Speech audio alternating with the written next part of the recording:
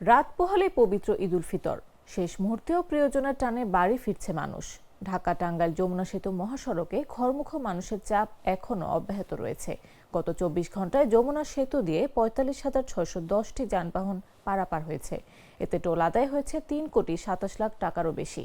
যমুনা সেতু কর্তৃপক্ষ জানায়, বুধবার রাত ১২টা থেকে বৃহস্পতিবার রাত ১২টা পর্যন্ত ২৪ ঘন্টায় ৪৫,৬১০টি যানবাহন পারাপার হয়েছে।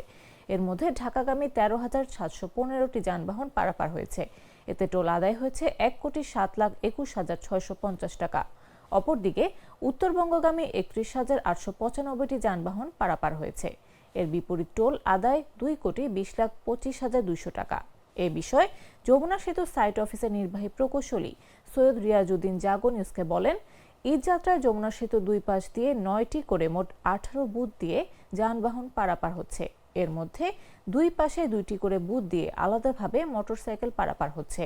আমরা সার্বক্ষণিক টোল বুথ চালু করার চেষ্টা করছি। গ্লিটারের টুইন লেমন ও অ্যান্টিব্যাকটেরিয়াল ফর্মুলা বাসনকে চকচকে জীবাণুমুক্ত করে আমাদের দেয় গ্লিটার গ্যারান্টি।